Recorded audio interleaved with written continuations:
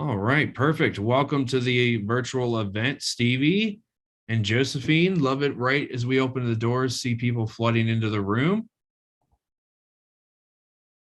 Okay, perfect. Let's get this icebreaker poll enabled and kick things off. All right. Well, good morning, everybody. Welcome to NCIA's Industry Essentials Educational Webinars. As always, we're very excited to have all of our valued members and supporters join us for another educational and informative program. As our Committee Insights series today continues, this time being hosted by members of NCIA's Risk Management and Insurance Committee. All right, perfect. As always, we'll begin today's program in just a few minutes. While we wait for our attendees to fill in and the countdown timer that you all see there on the title slide to conclude. In the meantime, as you enter the room, please do use the next 3 minutes to get comfortable inside the Zoom platform. Love for you all to follow Merril's example there in the chat room. Love to see a quick welcome message from everybody, letting us know who you are, where you're joining us from. Always love to know the geographical spread of the audience in these virtual events. And most importantly, what we'd love to know from you is what cannabis business you're here representing. You're one of the nearly 50 NCIA member business companies that pre-registered to attend and participate in today's event. Don't be shy, show off that membership status and welcome message as well. As we're gearing up for the return of our in-person conferences and trade shows, there's a lot of membership benefits that can be redeemed surrounding those. We highly encourage you to join NCIA if you're one of the few select non-members participating in today's program as well. Welcome to the event, Ben, Gwen, Jack, and Eric. Eric, nice to see you, fellow committee member joining us today. Tony and Matthew, thanks for joining us as well. Appreciate taking the time out of your morning, Josephine, to attend the virtual event too. Additionally, as all of you all joined the room, you should have seen a quick little icebreaker poll pop up on your screens. Our team just enabled this to provide us a quick read of the room while letting our panelists know a little bit more about your experience and understanding of the topic as well before we dive into today's program. Your responses here will help drive today's conversation forward, so don't be shy and get those submissions entered in as well. Welcome from Arizona, Josephine. I feel like everybody in the rest of the country is experiencing the heat that you're used to. Thanks for staying inside today and joining us. And as always, we want to make sure that this experience is as interactive and informative for all of our audience members as possible. So we will be conducting Q&A with the audience members to conclude the discussion. So you'll have a number of ways to contribute to the conversation today. Yeah, exactly, Josephine, the dry heat helps. Sounds like it's going to be getting hot up in the Midwest, where in Chicago specifically, where it's not as dry. So thanks everybody for staying inside during these dog days of summer, staying cool with us. Back to the Q&A. You can post Q&A questions to the Q&A board, which is the button you'll find along the bottom toolbar within the Zoom platform. Even if you don't have a question to contribute yourself, head on over there and upvote any questions that'll take the conversation where you want it to go as well. All right, perfect. Well, countdown timer is concluding, so let's end this poll, share the results. Thanks everybody for getting those submissions in. And let's get today's program started. Okay, well, good afternoon and welcome to NCIA's Industry Essentials Educational Webinar Series, our premier digital educational platform featuring a variety of interactive programs to provide you timely, engaging, and essential education when and where your team needs it most. My name is Merril Gilbert, the Deputy Director of Events here at NCIA, and as always, I'm very excited to welcome you all to another edition of our ongoing Committee Insights series, today being hosted by NCIA's Risk Management and Insurance Committee. One final note to all the guests who are joining us for the live stream on our Facebook page, make sure to follow the short link in that video description to secure a spot in today's session directly inside the Zoom platform so you don't miss out on all the interactive elements of today's programming. All right, well, now let's get this show on the road. In today's program, members of NCIA's Risk Management and Insurance Committee continue their multi-part enterprise risk management series of programs with a session entitled How to Develop a Risk Management for Your Cannabis Business, Ranking and Evaluating Risk, in which they'll discuss the potential impact of risk to cannabis business operations and how to effectively identify and rank them. Our expert panelists will share knowledge gained from their respective areas of expertise, including legal, financial, manufacturing, technology, and insurance, with their insights arming you with the tools needed to fortify your operational practices and minimize or avoid costly losses. Well, I know our panel is eager to dive into today's conversation, and our audience is interested in having their questions answered along the way. So to kick things off, I'd like to welcome back our moderator for today's session, Summer Jenkins, the Business Development Manager at Canna-Business Insurance Services, to the virtual stage to kick things off by introducing our panel of risk management and insurance experts. Welcome to NCIA's Industry Essentials, Summer. Great to have you back. You can activate your video feed like you did and just take it away from here. Thanks so much, Brian. And thank you everyone for attending today. This is going to be a very robust discussion. This is the third part in the series on risk management, enterprise risk management for the cannabis industry. This is one of the fundamental topics wherein we're going to discuss how to actually rank and assess risk. So my name is Summer Jenkins. I am currently the Business Development Manager at Canna-Business. We are the premier insurer of the cannabis industry and have been one of the longest in the legal business providing insurance coverage. My background is pretty eclectic. I have been in the insurance industry for 22 years, maybe a little bit more, not to date myself. I was instrumental in the forming of some of the first insurance coverage contracts for the cannabis industry. And so now I would like to just give all of the panelists a moment to introduce themselves, and we can go in the order that we appear on the screen. Helkin, would you like to introduce yourself? Sure. Thank you, everyone, for tuning in today. I know this group panelists is really excited to talk about this topic. I'm Helkin Berg. I'm CEO for Strimo, which is a cannabis ERP system. My background is many decades, like Summer, in technology. I have worked in a variety of industries, and I feel like technology can be such a huge help to every cannabis business, and it's been frankly underutilized and underleveraged. So we'll talk specifically about the risk part of it today, but I'm happy to also discuss with anyone any questions they have in general about how to move their business forward with tech. Awesome. Thank you so much, Helkin. Kevin. My name is Kevin Haller. I'm a California and Oregon CPA with Helkin Consulting. Helkin is our cannabis consulting practice. We've been serving the industry since 2015. This is an industry with many risks and many hurdles because federal legality and because it's emerging industry that's kind of come from the dark into the light in recent years. So we kind of help with navigating the risk, and it's very important to understand your risks and make sure you're committed to financial reporting and compliance in this space. Thank you. Thank you, Kevin. Matt. Hi, good afternoon. My name is Matt Grimes. I work for Hub International within their cannabis specialty group. For those of you unfamiliar with Hub, we are the world's 5th largest insurance brokerage firm within the cannabis specialty practice. Specifically, we have now between Canada and the United States roughly 185 colleagues as part of the team. We have north of 600 cannabis clients that we work with every day.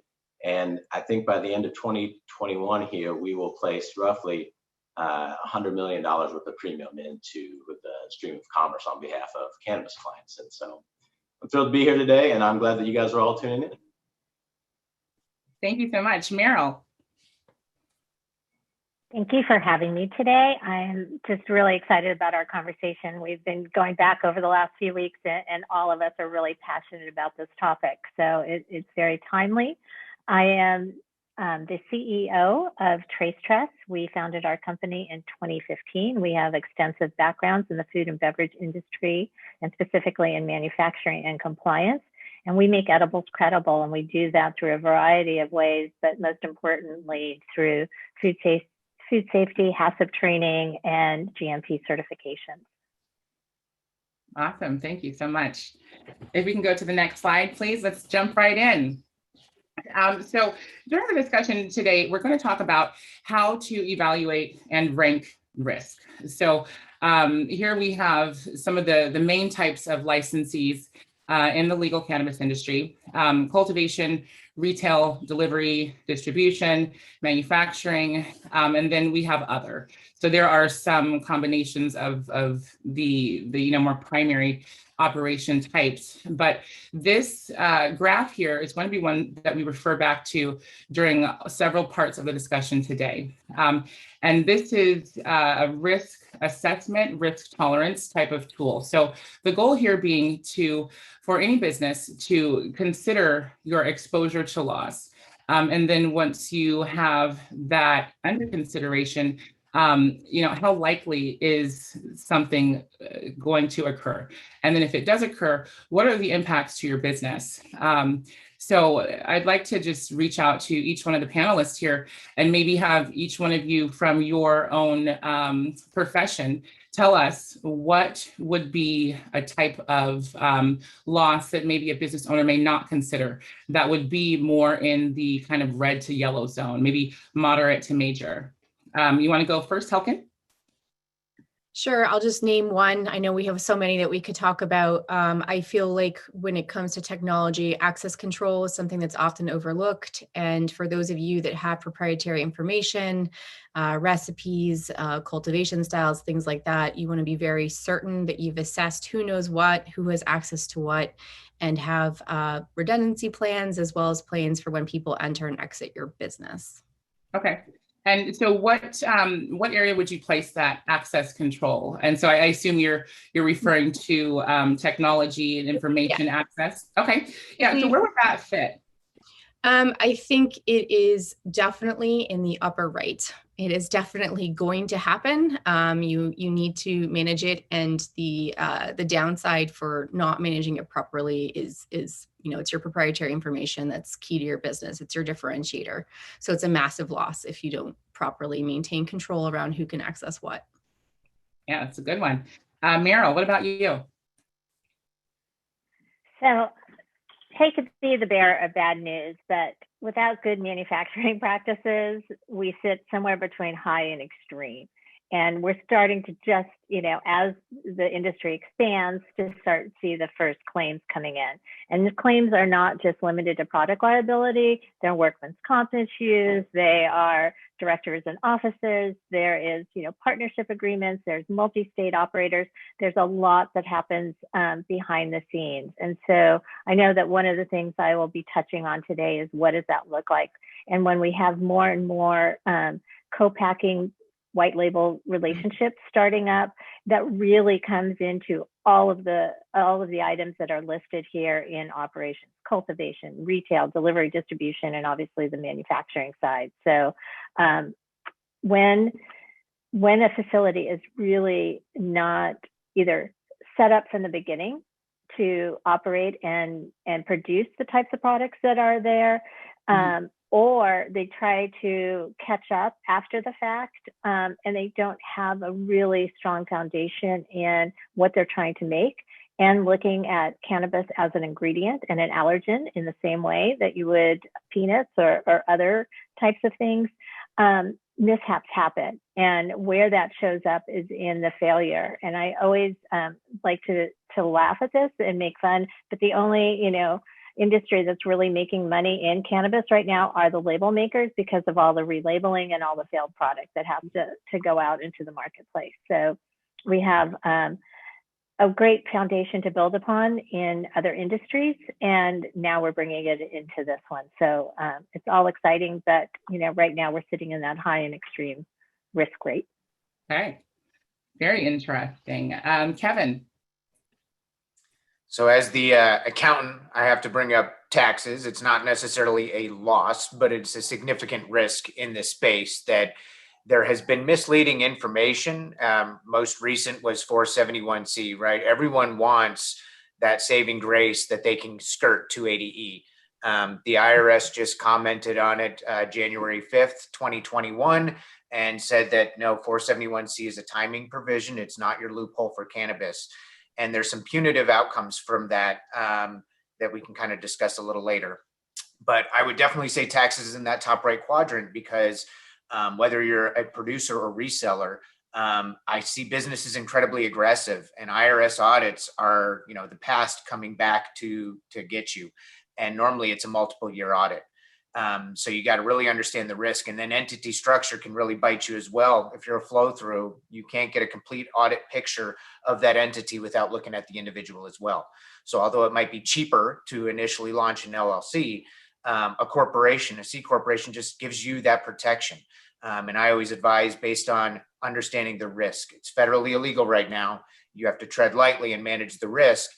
We don't have a crystal ball when it's going to be lifted, but until then, it's kind of follow the game that you're playing if you're in the space. And so definitely taxes is in that top right quadrant, and you got to manage that risk. Okay. Matt. Yeah, I'm going to go with, this is a nice little chart for really, it says, frequency and severity. I appreciate that. I would just like to talk about a little bit about directors and officers insurance here, or management liability insurance here. This is all of these operations within the supply chain.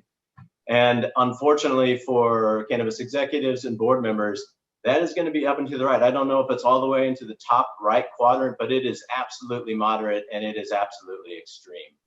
And so these allegations can come from any number of different directions. We're starting to see an uptick in shareholder suits, third-party litigation, cannabis securities litigation, all of those. Whether or not you are ultimately held culpable, you are going to be on the hook for attorney fees, for legal expenses, and you would really like to have an insurance policy that would cover those fees. I completely agree. And I will say too, the understanding of your insurance coverage as it relates directly to your operations is also in the major to catastrophic range. Oftentimes what I have seen is, an organization who's in its startup phase, insurance is only required to comply with licensing requirements. So oftentimes ownership management does not give enough credence to the real use and efficacy of an insurance policy. So an insurance policy's purpose is to indemnify the business owner. Indemnity is one of those fun words that we like to throw around, but it means to make you whole again in the event of a covered loss. So I think it's of huge import for the business owners. When you get your annual renewal, take that time. If you have a shift in your operations, and the whole premise behind risk management is identify, rank, treat, accept, transfer. So what kind of risk are you accepting and assuming onto your business? If you assume that risk, let it be a calculated one, and know what you are choosing to accept. And the whole little chart here, which I love a good chart. I love a good graph, where it's very easy to understand. But for ranking and evaluating risk to your business, understanding what truly poses a major or catastrophic exposure for your operation is huge. So thank you, everyone. This is great. I can't wait to get into your individual pieces. We can go ahead and go on to the next slide. Kevin, you're up. Tell us more. So I heard you say something about flow-throughs and 471C. Could you go into a little bit more in depth on what those things mean and what the implications are for the business owner? Yeah.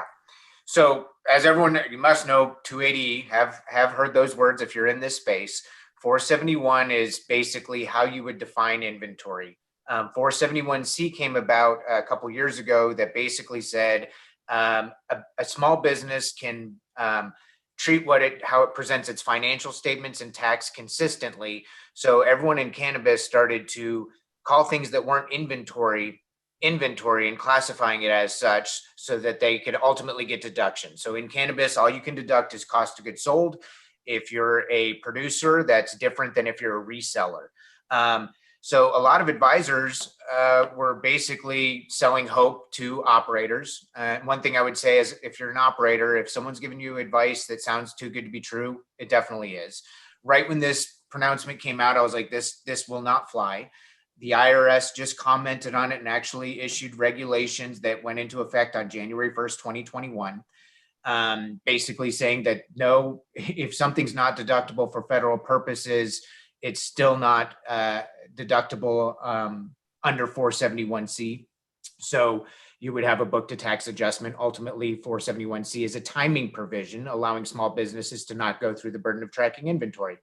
In this industry, one of the big red flags was you have to track inventory through metric, right? So right away, I was like, no way, you have to monitor and track your inventory because they want transparency throughout the supply chain. So 280E, it was designed to be punitive, and it's a tax structure that is harsh to persecute people trafficking a federal legal substance. Cannabis is still federally illegal. Many times I see businesses set up as LLCs because it's cheaper. It's much easier to set up an LLC from a legal perspective than it is a corporation, and then taxes generally are lower under an LLC. However, in an industry that there's a bias to be overly aggressive with taxes and then have a flow through, you've just opened up exposure to the business owners of an audit, right? An audit is going to be multiple years, and to get a complete picture, they're going to have to audit the individuals in a flow through, because how a flow through works is you file a tax return and you ultimately get a K1, and then the income and deductions from that business flow through to the individual owners on a K1. So when your cannabis business is audited in a flow through, you have a high probability of the individuals also being audited, or at least inspected to look at to see what other flow through activities they have. So in this industry, we also saw crazy complex structures being formed to kind of circumvent and mask expenses from 280 perspective. That's just not the game you're playing, right? So one thing I recommend is, everyone, the goal is to go public in the United States here, right? You need SOX, Sarbanes-Oxley, and to be have a system of internal controls. We always recommend COSO's framework for internal controls. And ultimately, there's 5 principles that you would have for that foundation, one of them being risk assessment. And it's about how do you understand risks? How do you set up your environment? How do you monitor your environment to ensure that you are properly managing risk to not hit pitfalls so that your business can operate, be successful, and manage all that. And frankly, we did not see that in the cannabis space. Everyone was too eager about gobbling up licenses, growing and expanding, and they completely neglected the foundation that's going to help them survive the next few years. So Kevin, what is COSO? I assume that's an acronym. What does that stand for? It's the Committee of Sponsoring Organization, and they basically put out a framework for internal controls. Now, it wasn't specifically created for Sarbanes-Oxley, but it satisfies Sarbanes-Oxley. So it's a framework, and there's a few others out there that you can use. This is just a very common one in the States. So I would highly recommend everyone look to that. And that kind of starts you down that journey and process for how do you establish your business with a framework for managing risk and ensuring that the business hopefully has better chances of staying long-term. I do a lot of due diligence for companies that are in the acquiring mode. And one thing I'm tasked with is to uncover those uncertain tax positions, because it's going to be a holdback in the purchase price. You're either going to lose it on the front end or back end, right? You either get audited and you get hit upside the head unexpectedly and didn't budget it. Or if you're selling your business, you're going to get hammered on due diligence for past aggressive tax positions. So again, it's just one of those areas that if you're in this space, you optimize your operations. That's how you navigate 280. That's the secret right there, right? You don't create entities, you don't offload structure, you don't create a management fee company, because courts have also disproved that. And not only did every entity in that structure get subject to 280, but that management fee was now taxable with no cost of goods sold to offset it. So it was a double whammy. So instead of focusing your dollars trying to get around a rule designed to hurt you, Instead, use your money wisely, use GMP collective type situations where you're optimizing if you're a producer or if you're a reseller. It's how do you manage your inventory so that you're not wasting money on slow moving inventory in your geographical area. So focus on optimizing operations, not circumventing a rule. Okay, that's great. Thank you, Kevin. Let's go ahead and get into the next one. Legal. Matt. So Yes. First, Kevin, I absolutely appreciate your remarks. They are on point. Today, I'm going to talk a little bit about enterprise risk management. And this is sort of a holistic and comprehensive approach to managing the risk within your organization. This came into prominence kind of in the maybe early to mid 90s, and now is just sort of a tried and true way that risk managers, general counsels, and just executives at companies generally go about the understanding the risks facing their organization. One tool that has been helpful over these years, and one that we've talked about for years and years, is to sort of look at this through the lens of the 4 quadrants of risk. As you can see here, we have a nice little graphic. They are financial, strategic, hazard, and operational. I won't hope that you read all that small print there, but in short, these are a way to categorize all the different risks facing an organization, only some of which can be mitigated through risk transfer or a traditional insurance product. And so just to run through the quadrants really quick, the hazard risks arise traditionally from property, liability, personnel loss exposures, and those in the hazard quadrant are typically able to be mitigated through traditional insurance placements.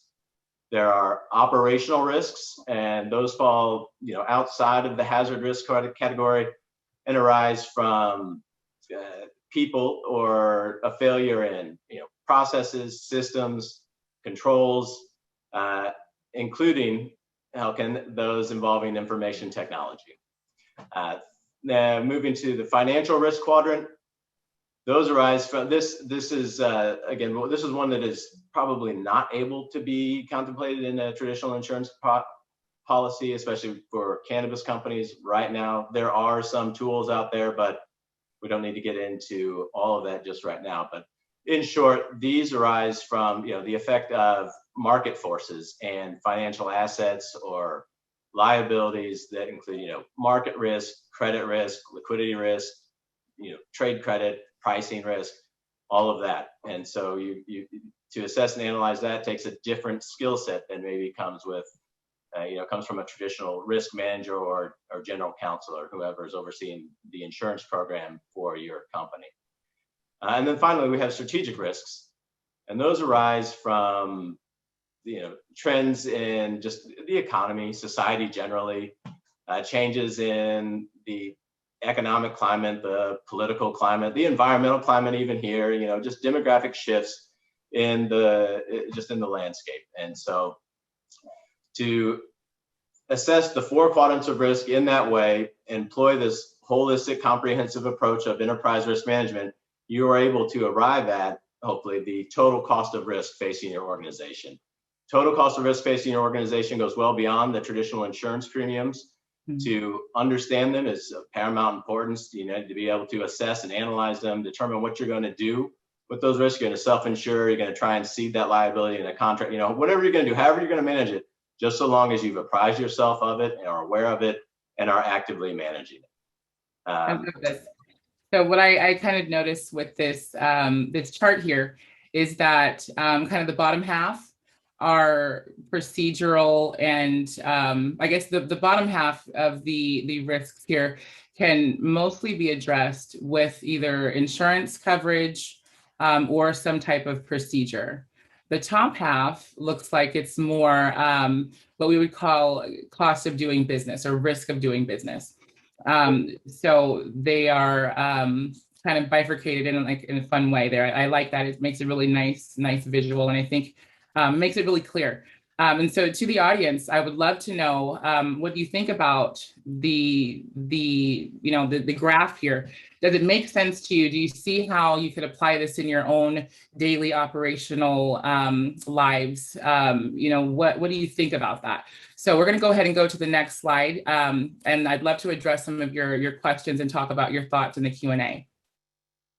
Insurance. So Matt, the last piece that you just talked about was a really good segue into the insurance piece. I heard you use the word seed. So for anyone that doesn't know what that means, seed means to transfer. So there are many methods of transferring risk. Insurance policies are one of them. In which an insurance policy is a contract, but you can also use other types of contracts to transfer risk. So something like a hold harmless agreement, or just making your contract clear on who owns what part. And so what I've seen, especially in California, are operators that have things on consignment. So they either have someone else's property that they're holding on consignment, distros are holding people's property, but the transfer of ownership is not always clear. So that makes it very difficult in a claim situation. And so when I spoke earlier about coverage contract language, you have to understand what's in your coverage contract, how does it play out, and what is your actual insurable exposure. Most insurance policies have something that's called a care, custody, or control exclusion on them. You can, what we call buyback, so you can purchase some coverage, but oftentimes there is no coverage for property of others in your care. So that for my industry experience is one of the areas that I see that goes under addressed and like undervalued. The implications if something were to happen to not only an operator's business relationship, obviously if your building burns down, you have one of your client's property stored in your facility, you're going to burn up that relationship, pun intended. But also, your insurance policy is not going to be able to make you back whole. So you're supposed to make money off of the items that you had in your distro. You don't own those items. So it's important to grab an expert, your insurance professional, and have them really explain to you how that policy contract performs and what does it say. So that at the very least, you can be aware if you need to take some other measures via contract, or some other agreement, bill of lading, something like that, to really make it clear who owns what and what is your part, what's your part in the retaining of that property. So we just got a question. Robbery, theft, shrinkage. Robbery, theft, shrinkage, would that fall under operational risk category? That's a great question. We'll dive more into that in the Q&A session, but since we're on insurance, I will tell you that shrinkage is not something that's covered on an insurance contract. The insurance coverage or policy is designed to provide coverage for direct physical loss or damage to covered property. So if your property is stolen, and oftentimes the contract language will say that the theft has to be demonstrated by, a lock that's, messed up, or some sort of breach in your access. There has to be something that shows that it was broken into. It can't just be a mysterious disappearance. There are always caveats to every rule, different language in every policy, but definitely great question. And I look forward to addressing that in the Q&A session. So let's go ahead and go on to the next slide, Brian. Merril, this is the good stuff. I learned so much from you, so I can't wait to hear more. Thank you. That's, wow. So one of the things that, as I said earlier, is when we talk about manufacturing practices, and I said that it really touches every aspect of the industry, it really does, right? So it does affect cultivation, it does affect distribution, it does affect retail, because one of the things that happened is in our race for legalization and expansion, what happened was is that because we're not nationwide legal, we didn't come in with the same set of business practices, policies, compliance methodologies, and standards. And when we talk about standards, this is the guiding forces that tell labs how to take in samples and process those samples. It is the same premise that goes into a product. If you think about your electronics, you always have a UL code on there. In traditional, retail, you don't usually buy anything unless it's had some form of a third-party verification. Think of certified organic or non-GMO. It's not, you just don't get to put that on there without having the ability to back that up, not only in documentation, but in actual physical practices of how that product is produced and all the way through the supply chain. And so what we are playing catch up on is a couple of things. So one of the things that not only Trace Trust, but collectively, there is a large group of us, many of us NCIA members, many of us sitting on various committees so that we can open this conversation, that is around standardization and setting these goals up, because as it sits now, all the regulatory for testing relies on the source material of the plant, and it looks for concentrations of THC and CBD, and then it looks for solvents, pesticides, molds, et cetera, but it doesn't take in homogeny of the entire life cycle of a product. So once it's, from the ground and cured and now extracted into something else, all of those things need to be validated. And so we, are working collectively on setting those. In addition, the way that the laboratory side was set up is very independently, right? So everybody might have the same equipment, similar type of equipment, but they're all using proprietary methodologies for how they're doing this testing. And so this is where you're getting some really variable results. Plus, we've put a high value on potency and not on all the other things that go into this. So it's really important to remember that that cannabis is three things. One, it's a plant, so it really falls into the same premise of agriculture when we talk about crops. And secondly, it's an ingredient, so how it gets used and infused into other items. And then the third area is as medicine, right? Which we are just, because of the access to legalization, really beginning to jump into the studies and research to really understand all the capabilities of this plant.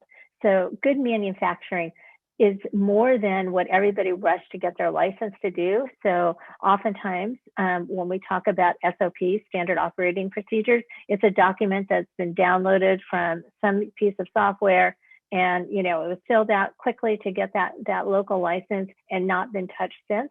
So it really doesn't address day-to-day operations. That's one form. Then one other thing I really want to talk about, CGMP versus when you just say GMP, is current good manufacturing is a higher level of credibility, right? It's a higher, deeper dive. And so the end result of why we say you want a GMP certification is, can I recall that product anywhere in there? So this is what touches on your vetting of your suppliers and your co-packers, right? When you are giving license over to somebody else to make that product, you want to be able to have a really good agreement, but you also want to choose the right partner that has past experience in making products similar to yours. You want to be able to take a lot of the value and benefits from their knowledge, but also their supply chain, so that you can drive down costs. And you also, if you want to take that product from state to state with your brand, you need to be really careful of building a product profile, because remember, we cannot at this point in time take our source material, right? So if I have some really beautiful ingredient coming from California and I make this, well, if I want to start doing that in Massachusetts, there's no way I'm going to have that same rich plant extract that I got out of the Emerald Triangle, grown indoors. So how do I make that product and that profile match that same efficacy and results that I want? So this is vending of your suppliers. You want them to have the right documentation. You want them to have the right certificates of analysis, and you want them to also have some form of validation of their SOPs and their GMP certification. So, all of this leads without having a truly robust knowledge of good manufacturing processes and some of the other things that you're talking about supply chain management, how would a business owner or operator evaluate some of those things? How they evaluate the potential impacts to their business. So supply chain management, or using good manufacturing practices as opposed to current good manufacturing processes. How would they evaluate those types of things with whether, I guess, there may be an absence of supporting data to substantiate the value or the impact of the business? Great question. So, one, if you're an NCIA member, and I'm not trying to tout our own, group here today, but one of the advantages of this organization is we really have a great depth and breadth of knowledge. We are not the only company that is playing in this good manufacturing, but what we do, because we have this extensive food and beverage background behind us, and that's where we come from. There's a lot of pre-work, the food safety part of this, the HACCP, and the onboarding, and really developing a culture of safety in your organization. We talk about that, and that is just a crucial part. And if you're unsure, reach out to us, reach out to any of the other members, look up what GMP stands for on, the internet, not because that's, the end all be all resource, but it's just like any other checklist. And you can start to say, oh, here's the kind of documentation I'm going to need for this. Here's what I'm going to need to have done for my facility inside and outside. And here is, the way that I need to make sure that I am training people on a day in and day out. And we really saw a lot of this exposure and failures throughout all industries during COVID. You really saw it in the food supply and bringing products to market. So, it's not just our industry, but there's ways to mitigate this risk early on, but it's never too late to start, right? So if you didn't build the state-of-the-art facility and didn't have people coming from pharmaceutical, nutraceutical, or food and beverage on your team, there's lots of us out there that are here to support and make this a safe and reliable industry. And so the last part I just want to tell, that's on here is the label failure. As I mentioned, they're the people making the money, and it's really not just about what's required on the outside of that label, but it's the wording that you use, right? You cannot, and FDA is already all over this, but you cannot make any claim that this is going to help you sleep, or it will relieve pain, or it will, none of that. You can say may, you can say, helps reduce, creates calmness. So what's on that label? Easy to read. Making sure that it meets whatever your state requirements. So again, if you're a brand and you're going state to state, you need to make sure that you do what's needed in that state, because that could be very different from the state that you started in. And you just want to make sure, also the most important thing on there is weights and means, right? So weights and means, says it's 4 ounces. It needs to be 4 or 4.1 ounces. It cannot be 3.9 ounces. That gets you no matter what industry you're in.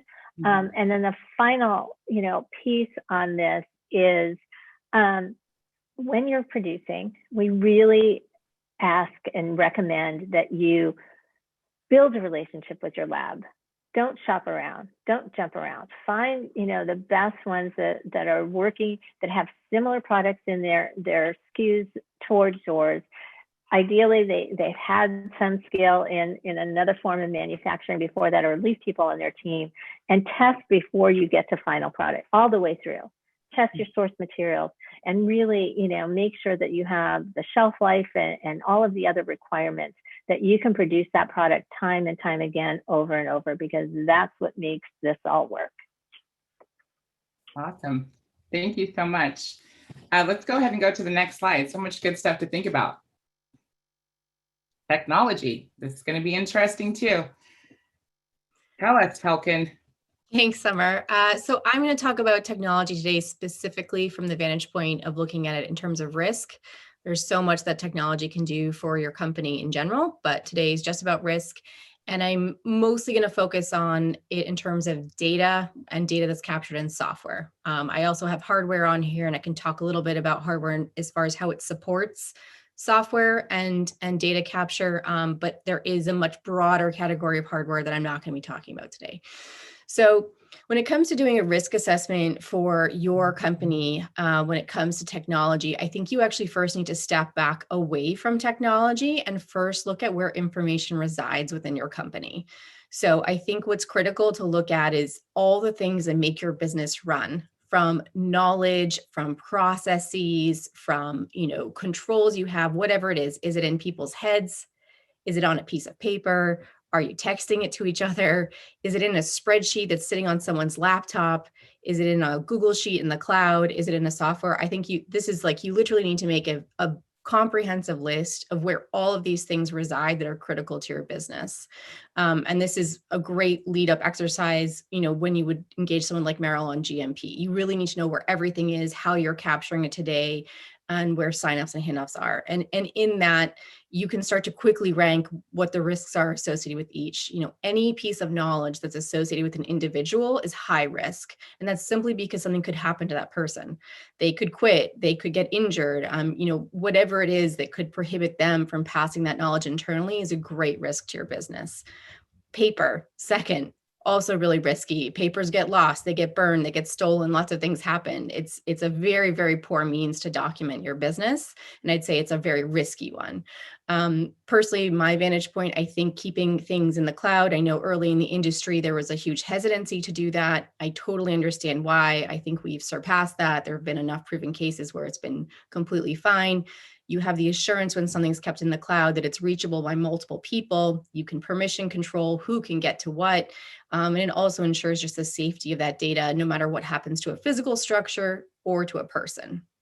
So that's basically how I would do the forensics in any business. And I would do that on an ongoing basis because cannabis is definitely a constantly evolving industry. Your business is likely scaling, having changes, new entrants to your business, people exiting your business. So you constantly want to go back. As you're improving how you do business, you're probably adding processes or changing them. And where is this information going and how are you storing it?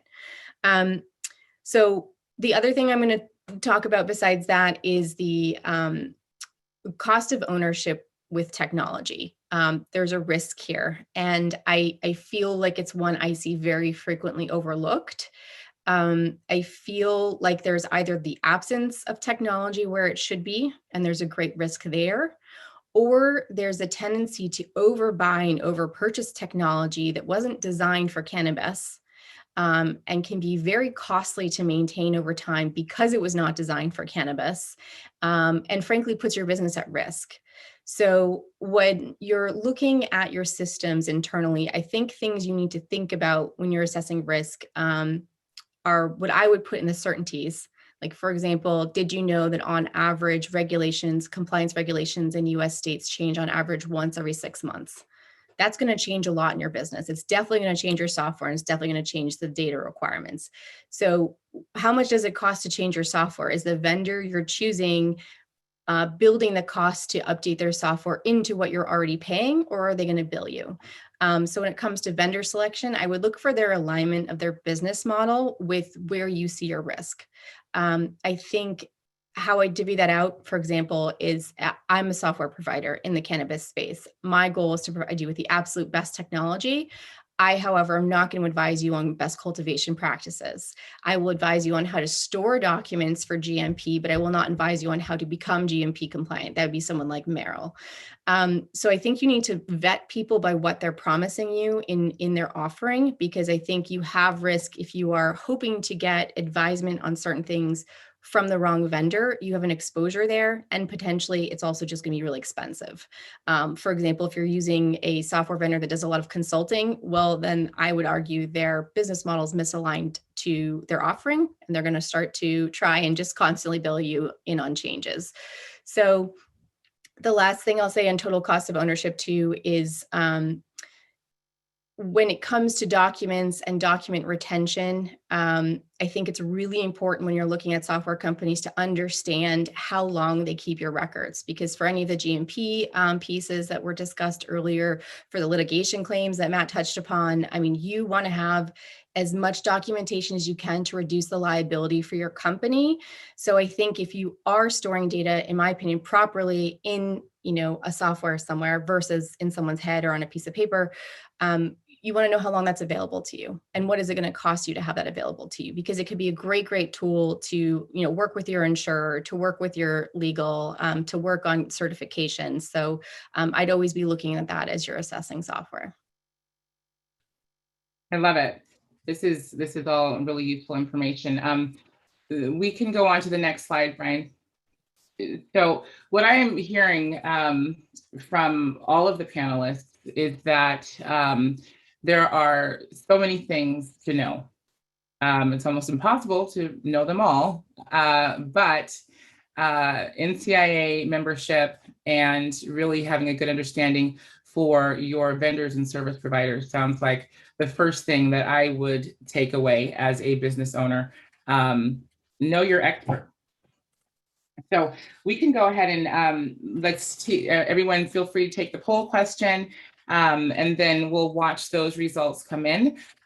Which of these risk assessment tools are you currently using as discussed? Loss control, COSO framework or internal controls, data access control, record retention policies, onboarding and exit plans.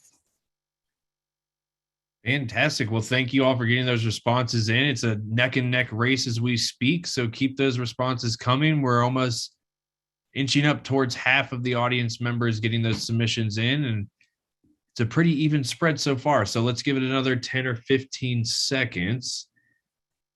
Don't be shy. Perfect. Thank you all for the feedback in the chat room. And then while we have you, again, don't be shy and hesitate to post to the Q&A board, as we're going to be transitioning into that shortly. All right, perfect. I think we've hit a critical mass, so we're going to end the poll and share the results. Drum roll, please. All right. Wow. I'm surprised about the COSO framework. I'd like to hear from the rest of the panelists. What do you think about the results? I think it's great that the mindset has shifted to really manage risk. I think that we're seeing that more and more. A lot of businesses I've been working with over the years, that wasn't a big priority early on. And it seems to be a common theme that big players and others that have tripped over their own feet, so to speak, are now taking this very seriously. So I love seeing, that COSO framework focus. It's important. I answered one of the questions as well, but I think others might want to chime in to add a different perspective as well. Yeah, I'll just chime in quickly. Sorry, Merril. I think it's good to see that there's some onboarding and exit plans. I would argue that, I'd want to see that at 100%. I, again, am coming from a technology perspective, but one of your greatest risk exposures in any business is when you're bringing someone into your business and when they're leaving it. And that's really where all of your proprietary information has the greatest exposure. So I would say with that goes hand in hand with the data access control. Have policies around that. Know what happens if you let someone go. Know what happens when you bring someone on. Frankly, they can be very, very short policies. So, it doesn't need to be onerous. It doesn't need to cost you a lot of time. It's just, you want a game plan of how you execute internally. And I'd argue hopefully it could be something you can knock out, in a single meeting with maybe management and just have it be something you abide by. And I just want to piggyback on that. One thing that Helkin so clearly laid out for us is how, our work, which is your really hands-on operations, ties so closely into your systems. And when we look at this poll, you really see how those things all tie in together, right? And so, that paper trail doesn't necessarily need to be paper anymore. And the tools, and the technology that we have access to, and the numerous ways of the devices interacting together is so crucial. But that onboarding and exit plans is your safety net, right? It is really taking that time and understanding that training and development are just like utilities and turning on the lights. You have to put money towards it. You have to commit to it. And we really have a great advantage with the industry right now, is because a lot of people are interested. They're coming with knowledge from other industries. And they're willing to learn, and they're open. And this is a great time to really set your vision and your goal for your company, and looking at these things, not just to, as I said, to get the doors open, but to really ongoing and making those adjustments and modifying as things improve and expand. Oh, sorry, I thought I was on mute. Maybe I typed in your guys' ear. Merril, DJ asked a question. Could you please explain in more detail, what are we considering high availability, and what are the requirements from a high availability disaster recovery perspective? Can you repeat that a little bit? I'm not sure I understood.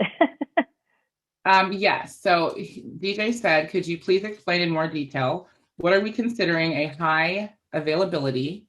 What are the requirements from a high availability and disaster recovery perspective?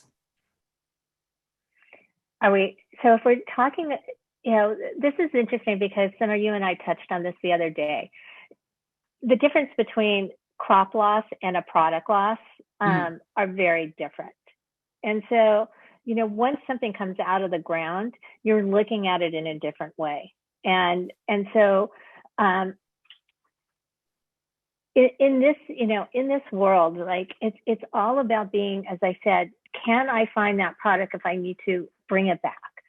Can I make sure that it's replicatable every single time it is made? And I'm not sure that this is answering the question. So DJ, please jump in back into the chat. But we have so much coming so quickly.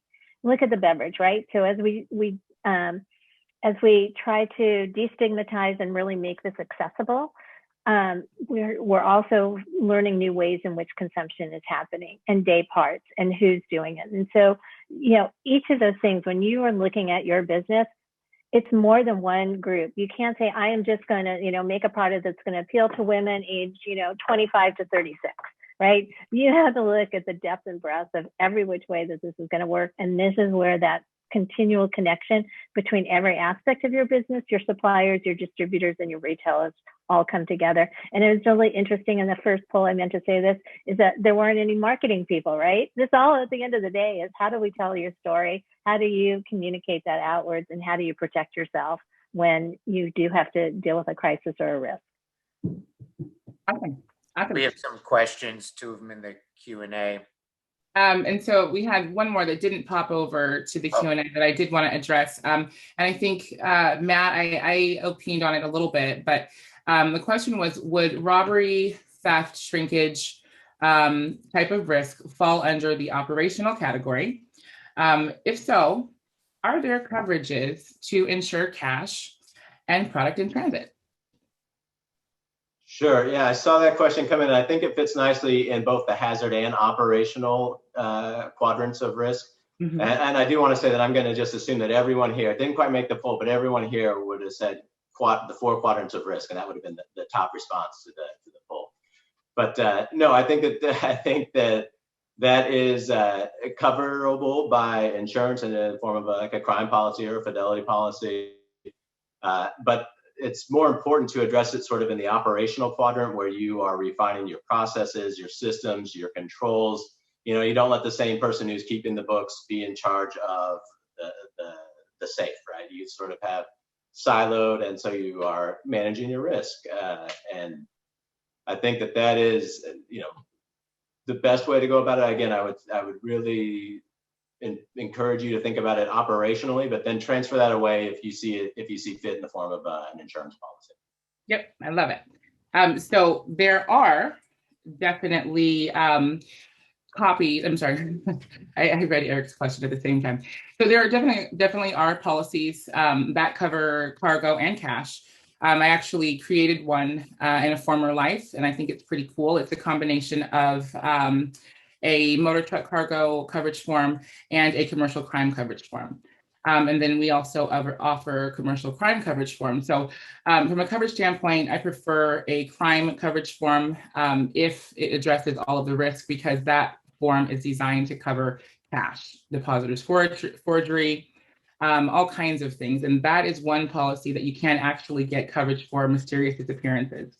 And then there are also some cyber-related types of risk that are covered under those types of policies too. So that's a long answer. So yes, Matt addressed the operational side, and part of the underwriting requirements when you go to purchase these types of policies, they're going to ask you about your operations. So, two-signature authentication, what type of controls do you have, who has access to your cash.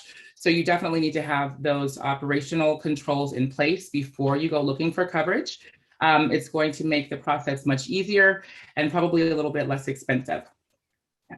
So we have another question. In the common word in cannabis seems to be compliance. Can you talk more about the intersection of risk management and compliance in the cannabis space? Are they the same? Do you need a separate risk management team? I'll put that question out to the group, and whoever wants to grab it, go ahead and grab it. I will also please be mindful that we have 3 minutes. Any questions that we don't answer, one of our panelists will respond to you directly. I'll just quickly jump to Fua's question. It's a great question. I'll keep it very short. I'd say compliance is the first thing you need to look at. You will not have a business if you're not compliant. So from sort of that chart that Summer shared, I'd put that in a high quadrant and I'd work backwards from there. As far as separate risk management team, frankly, that depends so much on your internal workings of your company. But just make sure you have experts involved in that, right? So if you're assessing risk for something like Merril's expertise in the GMP world, you're going to want someone who knows that, whether it's outside or inside your org. Same goes for technology, insurance, et cetera. I would also chime in and say they're not the same, right? Compliance is stemmed from rules, possibly from federal, state, local, or other governing bodies. But you have other risks like managing your brand and not tainting your brand. And so there's things that are compliance that are risk, and then things that are not compliance, but are incredibly important at this stage in cannabis. So whether it's the same team or not, you just need the skill set to identify and understand what risks are out there, and then how do you mitigate and manage those risks. Awesome. So Merril, Ben Taylor had a question. What questions are you asking third-party vendors in relation to their data security practices when you're vetting them as a possible partner? I apologize, Helkin, that was your question. And then Eric had a question. Why do I need to ask my supplier for a copy of their COI? We have literally 1 minute. So Helkin, if you would be so kind as to respond to Ben.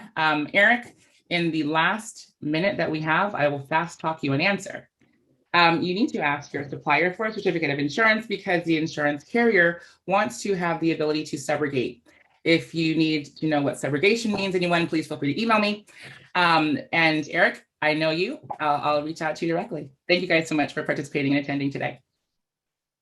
Wow, fantastic. Well, thank you, Summer, and all the members of our panel for presenting such an informative conversation today, all the way from, accounting practices and internal controls, GMP methods, as well as that information management side of things, as well as all those different tools that can be utilized throughout the risk assessment process. I really think you all covered the gamut. So thank you all so much for presenting such a comprehensive session for all of our audience members to take part in today. As mentioned a few times, we will be sharing a PDF of today's presentation. So why don't I get a screen share going real fast? And so stay on the lookout for an automated email to be sent to all of you all from the back end of Zoom within 48 hours. It should contain a link to a PDF presentation of today's slide deck, as well as a link to the public recording of today's session in case you needed to re-review any of today's materials. I'm really excited that we were able to wrap up this multi-part series of Committee Insights series presented by the Risk Management and Insurance Committee. So huge thank you again to all the panelists. We really look forward to showcasing similar material and all of these panelists, hopefully, at all of our in-person conferences and trade shows that are going to be taking place later this fall and winter in Detroit, Baltimore, as well as San Francisco. So if you haven't secured your tickets for that yet, please do make sure to head to NCIA's website to first join the association, as complimentary tickets for all 3 of those conferences and trade shows come alongside membership. And then, as Summer mentioned a number of times throughout the conference or throughout the program as well, please do not hesitate to utilize all the contact information that you see here. It'll be provided in that slide deck. Please don't hesitate to reach out to any of our awesome and expert panelists and committee members to learn more about the products and services that they might be able to help you out with, as well as anything to follow up on today's program. All right, and we are a little bit short on time, specifically because we have another webinar that's going to be kicking off at the end of the next hour. So we have another NCIA Committee Insights session being hosted by our Cultivation and Manufacturing Committee. So if you are interested and available to attend that session as well, please don't hesitate to head to NCIA's website to secure a spot in that virtual event as well. As always, we're going to close out today's session with our end of event credit sequence, highlighting all of the 45 plus member businesses that make up the Risk Management and Insurance Committee for this current term. On that note, if you are interested in applying to participate in one of NCIA's committees, we are currently accepting applications for the 2021 through 2022 committee term. We've received over 100, I believe, so far, and the application window is still extended for another few weeks. So if you want to participate in these essential working groups, which help drive our organization's mission forward, please head to our blog to learn more and follow the links to submit after you become an active NCIA member. If you don't see your company listed during this end of event credit sequence, that just means that you all need to head to the cannabisindustry.org/join following today's session to join the movement for a responsible and equitable cannabis industry. I hope you all enjoyed today's session. We'll hopefully see you all again later this afternoon for another NCIA Industry Essentials educational webinar. Huge thank you to Summer, Matthew, Kevin, Merril, and Helkin one last time. We look forward to seeing you all again, hopefully at our in-person conferences and trade shows later this fall. Have a great one. Thank you.